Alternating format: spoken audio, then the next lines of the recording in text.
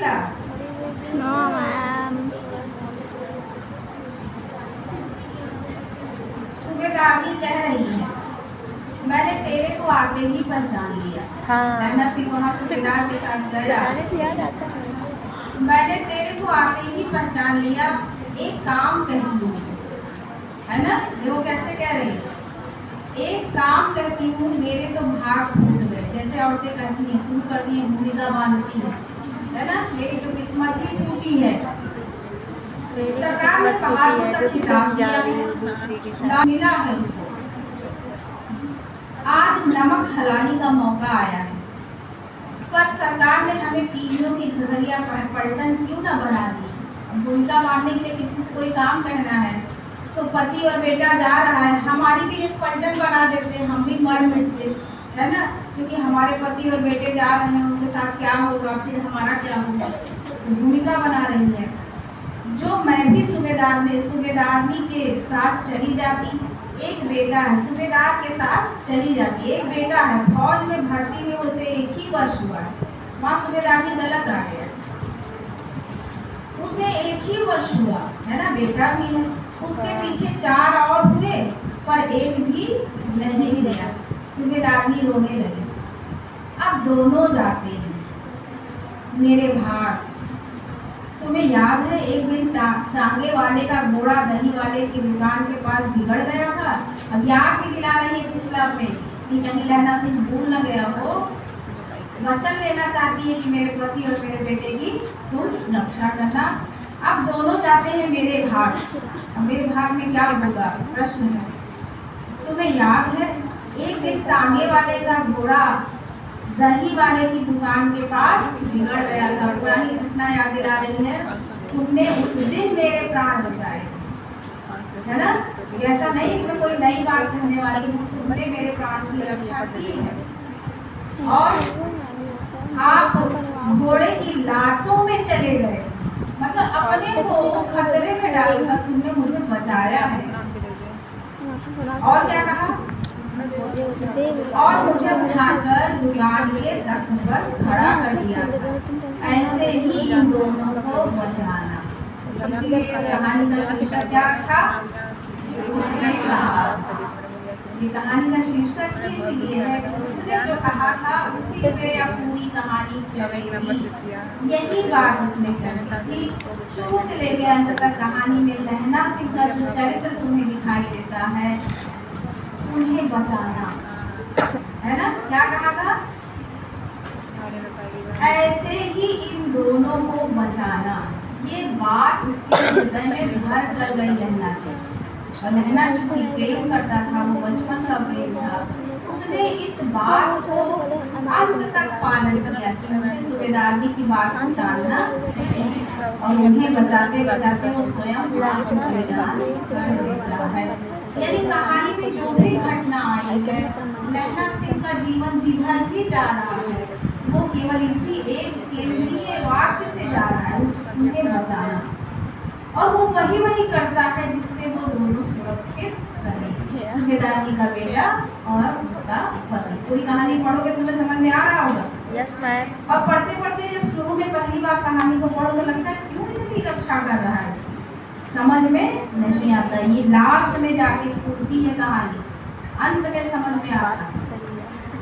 तो क्या है, इसीलिए कहा कि इस कहानी में जो रोचकता है, जो पाठक की जिज्ञासा है, वो लगातार बनी रहती है। और उस जिज्ञासा की तृप्ति कहाँ होती है, अंत में जाकर। इसीलिए इस कहानी बहुत प्रसिद्ध हुई, क्योंकि इसके कहने की जो शैली थी, जो एक छोटी सी घटना को प्रस्तुत करने की इसका ढंग था, वो बहुत ही मजबूत है ना? इसको जाके एक बार फिर से पढ़ो, बार पढ़ो, तब तुम्हें इसमें और रहस्य दिखाई पड़ेगी। जबकि जो हिंदी कहानी विकसित हुई शुरू में, तो वो इतनी विकसित नहीं थी। उसमें सीधे किसी घटना को उठाया जाता था, उसका एक प्रारंभ किया जाता था, मध्य किया जाता था, और अंत में कोई निष्कर्ष दे दिया जाता। मान लो कहानी का कोई नायक है, अंत में जिसके लिए वो संघर्ष कर रहा है, अंत में उसे वो मिल गया। यही कहानी होती थी, सीधी सादी कहानी। लेकिन ये कहानी अपनी बनावट में बहुत विशेष है। तो लगातार पढ़ते अंत में उद्घाटित होती है, पूरी तरह से प्रकट होती है हमारे सामने। ऐसे ही इन दोनों को बचाना यह मेरी भिक्षा है, तुम्हारे आगे मैं आंचल पसार रही हूँ। ये केंद्रीय वाक्य है इस कहानी का, ठीक है, इसको भूलना नहीं है। इसी पर पड़ा था इस कहानी का शीर्षक, उसने कहा था। ठीक, रोती रोती सूबेदारनी ओबरी में चली गई। ओबरी मतलब एक कोठरी नहीं। लहना की आंसू पोंछता हुआ बाहर आया। वजीरा सिंह पानी पिला रहे, लहना याद कर रहा है ना, लहना घायल की अवस्था में है और याद कर रहा है। तो कहानी कहने का इतना सुंदर तरीका जलंधर शर्मा द्विवेदी ने हमको शुरुआत में ही, कहानी के विकास के शुरुआत में ही दिया। कहानी को फिर से एक बार पढ़ना है ऐसे ही, और अंत में वजीरा सिंह उसके साथ है, वो पानी पिला घायल अवस्था में है ना, समझ में आती है ना कहानी पढ़ने से। अब यहीं पे आगे चलते हम लोग फिर देखते हैं इसमें क्या दिया है। आपको इसका जो सारांश है वो बहुत ही शॉर्ट में बहुत ही अच्छा है। आगे क्या है, क्या बात है, अभी तो क्लास चल रही है, आपने इसमें ध्यान से देखना है। ये एक एक लाइन महत्वपूर्ण है इसके, उसकी उनको मत देखो, उनको कहीं जगह लेके बैठने दो, तुम हमें देखो बस। क्या हुआ है, हाँ, एक इसमें प्रश्न और बनता है। लहना सिंह का चरित्र चित्रण, लिख लो सब लोग। लहना सिंह का, उसने कहा था कहानी के आधार पर लहना सिंह का चरित्र चित्रण कीजिए। यानी लहना सिंह के चरित्र की क्या महत्वपूर्ण विशेषताएं हैं, उनको आप हेडिंग दे देकर लिखेंगे, और जो विशेषता लिखें कहानी से, उसका उदाहरण से उसको प्रमाणित भी करें। अगर आप लिखते हैं कि लहना सिंह आत्म बलिदानी है, ईमानदार है, तो कहानी में उसके कुछ अंश होंगे। कैसे आप प्रमाणित करेंगे कि लहना सिंह बहुत कर्तव्यनिष्ठ है ना? कैसे प्रमाणित करेंगे कि वो बहुत ईमानदार है? उन्हीं कहानी की कुछ पंक्तियों को लेकर आप लिखेंगे। तो सब लोग क्या करोगे, लहना सिंह, अभी आपने मूल्यांकन लिख लिया होगा जहाँ तक मुझे पता है। अगर आप मूल्यांकन लिखने में कहीं कोई दिक्कत आई है, परेशानी आई है, हमसे पूछ सकते हो। अब आप क्या करोगे, लहना सिंह का चरित्र चित्रण लिख लेना, बहुत अच्छे से लिख लेना 5-6 पेज में, उदाहरण के साथ। बिना उदाहरण के आप कोई बात नहीं लिखेंगे। अगर वो लिखते हैं कि वो प्रेमनिष्ठ है, कर्तव्यनिष्ठ है, ईमानदार है, आपको उदाहरण देना होगा। उदाहरण मतलब पूरी कहानी की कुछ पंक्तियां आपको लिखनी होंगी उदाहरण स्वरूप, है ना। उदाहरण के लिए हमको कहो कि मैं बहुत ईमानदार शिक्षक हूँ, उदाहरण देना पड़ेगा। कैसे, तो तुम कोई घटना बताओगे कि ऐसे ऐसे इसलिए, है ना। तो ऐसे ही लहना सिंह को अगर तुम कुछ भी कहते हो कि वो अच्छा प्रेमी है, तो तुम उदाहरण बताना। ऐसे आप मेहनत करो, हमारे साथ चलो, लिखते रहो। कोई परेशानी आए तो क्लास में जरूर पूछना है। अभी तो मैं थोड़ा लेट हो जा रही हूँ, समय से आने की क्लास में ज़्यादा से नहीं पाएगा। तो देखो लिखा है, पूरी कहानी एक दृष्टा के दृष्टिकोण से कही गई है। ये भी इस कहानी की शैली की बड़ी महत्वपूर्ण विशेषता है ना। कहानी किसके दृष्टिकोण से कही गई है, एक दृष्टा, एक देखने वाला। लहना सिंह के मुख से पूरी कहानी, उसको सब घायल है और वो सारी चीजें वो देख रहा है। जब कहते हैं कि मृत्यु निकट होती है, मृत्यु जब पास में आती है, पता नहीं हम लोग के पास कभी आई नहीं है कि हम बता सकें, लेकिन कहा जाता है जब मृत्यु पास में जिसके आती है, उसका पूरा जीवन एक बार उसके सामने आ जाता है। साल रूप में पूरा जीवन उसके सामने आ जाता है। लहना सिंह के करीब है मृत्यु, और वो सब याद कर ले, और उसी याद में उसी को देख रहा है, उसी को देखने में ये कहानी सामने आती जा रही है। तो ये बड़ी महत्वपूर्ण पंक्ति है। क्या पूरी कहानी एक दृष्टा, ये मतलब है इसका। लहना सिंह घायल है और जो कहानी कही जा रही है वो लहना सिंह उसको देख रहा है, क्योंकि अब वो नहीं हो रही है, ये घटनाएं पहले हो चुकी है ना। तो लहना सिंह उसको देख रहा है, दृष्टा के दृष्टिकोण से कही गई है। वातावरण, देश काल और वातावरण आप लिखते हैं कहानी के मूल्यांकन में, लिखना ही है सबको। भाषा और शैली लिखना ही है। वातावरण, चरित्र और घटना को ऐसे नाटकीय ढंग से परस्पर जोड़ा गया है। युद्ध का वातावरण, युद्ध के के वातावरण में लहना सिंह है। लहना सिंह जो ये सब कहानी याद कर रहा है वो वातावरण कैसा है? प्रेम और युद्ध। एक तरफ उसके हृदय में इतना प्रेम और बाहर जो वातावरण है वो किसका है? युद्ध का। देखें तो कितने द्वंद्वात्मक स्थिति बन रही है बाहर वातावरण। समझ रहे इस बात को? तो वातावरण भी इसमें बड़ा मजबूत है। अगर शायद किसी और वातावरण में इसको कहा गया होता तो इतना स्पष्ट ना हो पाता। वातावरण भी बड़ा मजबूत। चरित्र, लहना सिंह का जो चरित्र है बड़ा ही स्वाभाविक और घटना को ऐसे नाटकीय ढंग से परस्पर जोड़ा गया है कि कहानी न केवल मार्मिक अपितु विशिष्ट बन जाती है। ऐसी कहानी उस समय बहुत मुश्किल था। ये सामान्य कहानी नहीं है। सामान्य का उल्टा क्या होता है? मार्मिक मतलब होता है ऐसे पूछ लिया करो, संकोच मत किया करो। हम जानते हैं तुम्हारी भाषा बहुत कमजोर है। अगर भाषा कमजोर ना होती तो तुम मार्मिक का अर्थ ना पूछते।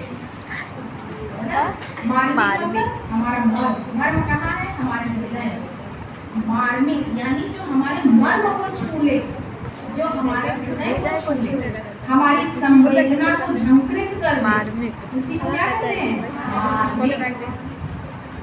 मर्म। हमारे मर्म तक गहराई तक पहुंच जाए। तो इसमें जो घटना है वो कैसी है? वो केवल मार्मिक नहीं है बल्कि घटनाओं का जो संयोजन है वो सामान्य नहीं बल्कि क्या है? विशिष्ट। विशिष्ट का उल्टा सामान्य। सामान्य का उल्टा विशिष्ट। इसलिए भी कि उस समय जो कहानियां लिखी जा रही थी उनका तरीका ये लिखने का नहीं था। ये बड़ा विशेष तरीका दिखाई पड़ा। ठीक है? विशेष। समझ रहे हैं नहीं बात? पूछ लिया करो अगर कहीं भाषा संबंधी इसका प्रबंध कौशल और नाटकीय दृश्यों की शैली इसकी उपलब्धि है ना। जैसे उन्होंने चरित्र का, वातावरण का, पात्रों का जो संयोजन किया है घटना का वो बड़ा ही नाटकीय है और उसमें कहानीकार की अति कुशलता है। समझ गए? युद्ध क्षेत्र का वर्णन भी मात्र वर्णन के लिए नहीं है बल्कि यह बात भी कहानी के मूल भाव, प्रेम, त्याग। अगर वो युद्ध का क्षेत्र न होता तो त्याग कैसे दिखाता रहता? लेकिन उसी युद्ध में उसके पति और बेटे को बचाकर वो अपने प्रेम को ऊंचाई तक पहुंचाता है, शिखर तक पहुंचा है ना। जो प्रेम का अंतिम चरण है, जहाँ प्रेम में बलिदान, वहां तक वो प्रेम को ले जा पाता है क्योंकि वहाँ जो युद्ध का वातावरण है, युद्ध है। युद्ध का जो क्षेत्र में ये कहानी काल्पनिक है। मैंने पीछे भी बताया था ये कहानी कोई ऐतिहासिक नहीं है। किसी पुराण के पात्र को लेकर ये कहानी नहीं रची गई है। ये पूरी तरह से काल्पनिक कहानी है। लहना सिंह भी काल्पनिक है, सूबेदारनी भी काल्पनिक है, लोढ़ा सिंह भी सब कल्पना में। और कल्पना में ही गुलेरी ने इस कहानी को कहाँ घटित करवाया? युद्ध क्षेत्र में। क्यों? क्योंकि वहीं पर जो प्रेम, त्याग, बलिदान को और गहराई से वो प्रस्तुत कर सके हैं। युद्ध क्षेत्र में जैसे रात रहती है तब तुम टॉर्च जलाते हो तो उसका प्रकाश बहुत ज्यादा दिखता है। युद्ध यहाँ रात है और प्रेम का वहाँ प्रकाश है। अगर दिन में टॉर्च जलाते तो कहीं पता ही नहीं चलती कि टॉर्च जल गई है ना। विपरीत परिस्थितियाँ होती हैं, विपरीत परिस्थितियों में ही प्रेम की परीक्षा होती है और वो विपरीत परिस्थितियाँ भी इसमें दिखाई गई हैं। समझ रहे हैं कि नहीं समझ रहे हैं? Yes ma'am. Yes ma'am. कहाँ कृत्रिम वातावरण आएगी? देखो काल्पनिक है, पूरी कहानी काल्पनिक है लेकिन जो वातावरण इसमें सृजित किया गया है वो भी काल्पनिक है ना। हालांकि युद्ध हुए हैं, इतिहास में युद्ध तो हुआ ही है लेकिन वो अभी तो उसकी कल्पना से ही निकल रहा है। वो पृष्ठभूमि कृत्रिम नहीं है, कृत्रिम बन जाता है। किसी कहानी का वातावरण बनावटी जैसा लगने लगता है कब? कृत्रिम वातावरण जो पीछे आया उसकी बात कर रहे हैं। वो उस समय जो कहानियां लिखी जा रही थी उसका वातावरण कृत्रिम था। कृत्रिम मतलब बनावटी है ना। क्यों बनावटी था? इसलिए कि अगर घटना स्वाभाविक रूप से नहीं घटित होगी तो वो बनावटी हो जाए। जैसे मैंने कहा कि जैसे तुम्हारे सीरियल में उदाहरण दे रहे हैं सीरियल में नायिका बहुत परेशान होती है, देवी जी के मंदिर में चली जाती है, नायक बीमार पड़ा है, क्या होती है? जाती है, बनाती है और मान जाते हैं भगवान। डांस करती है, नृत्य करती है, गाती है, तब तक देवी जी के हाथ से फूल गिर गया। अब ये क्या हुआ? कहानी जो घटना थी वो बनावटी हो गई, क्योंकि हम भी भाग के जाए तब तो देवी जी के हाथ से नहीं गिरने वाला है। ये होता है, कल्पना भी बनावटी नहीं, यानी घटना में घटना जैसी घटाई गई है कहानी में वो स्वाभाविक है। सूबेदार लहना सिंह के साथ जाता है, दोनों जाते हैं, अंदर देखता तो सूबेदार नहीं, सूबेदार झांकते थे लहना सिंह। ये बहुत स्वाभाविक है, ये कहीं काल्पनिक पात्र है, काल्पनिक घटना है, लेकिन ये घटना जिस तरह से घटाई गई है वो बड़ी स्वाभाविक है। अब जैसे तुम कोई मूवी देखते हो, फिल्म देखते हो, एक हीरो होता है, वो 10 गुंडे जो बड़े जबरदस्त होते हैं, उनके पास सारे हथियार हैं, उनके सबको मार देता है, और लोग देख के मजा भी लेते हैं। मैं देख के सोचती रहती वो कैसे सकता है, कहाँ से वो गिरता है, बाप रे, तीसरे चौथे साउथ की मूवी में वही, तो लोग देख के उसी को मजा, इसी को कहते हैं रहस्य और रोमांच, इसी को कहते हैं चमत्कार, इसी को कहते हैं कृत्रिमता, वो बनावटी बना। और मनुष्य का ऐसा स्वभाव है, ये बड़ा दुर्भाग्यपूर्ण है, मनुष्य जो बनावटी बने उसमें ज्यादा आनंद लेता है ना। बुद्धिमत्ता इसमें है, बुद्धिमानी इसमें कि आप बनावटी मन में आनंद न ले। क्या मतलब है वहां से गिर रहा है, यहाँ से गिर रहा है, एक बार गिर के तो देखो, है ना। लेकिन इतना लोग वाह वाह मारा तो बढ़िया मारा, क्या मतलब अपनी बुद्धि हमेशा बनावटी करना, उसमें आपको कैसे आनंद आ सकता है। जीवन तो बड़ा स्वाभाविक है, अभी थोड़ी देर तुम गिर जाओगे पैरों में मोच आ जाएगा। जीवन बहुत स्वाभाविक है और आनंद भी आपको वहीं आना चाहिए जहाँ जीवन हो, और उस मूवी में जीवन है कि फालतू की बात है। तो ये जो कहानी है कृत्रिम वातावरण उसी को कहते हैं। ये कहानी इस तरह की घटनाओं पे जो चमत्कारिक है, जो बहुत ज़्यादा सायोगिक है, जो बहुत ज़्यादा रहस्य से भरी हुई है, उनसे ये कहानी अच्छी लगती है। कहीं ऐसा नहीं लगता कि चमत्कार हो गया, है ना।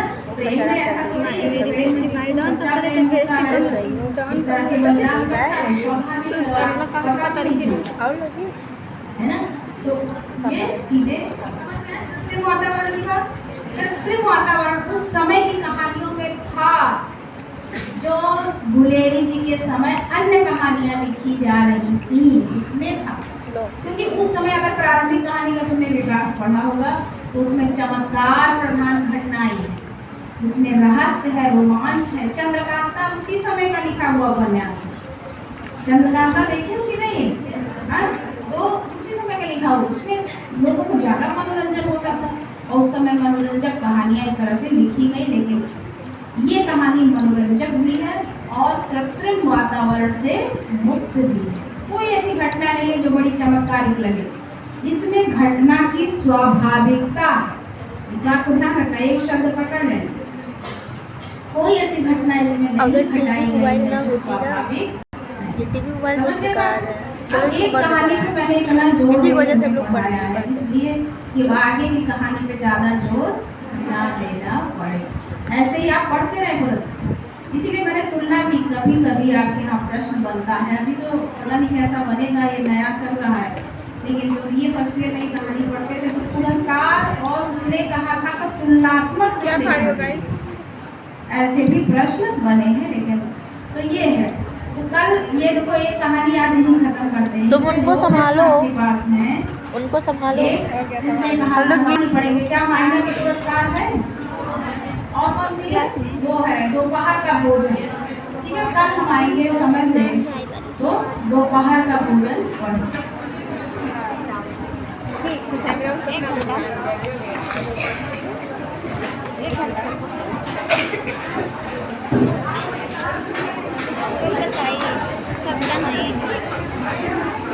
गाइस ये हमारा क्लास है गाइस।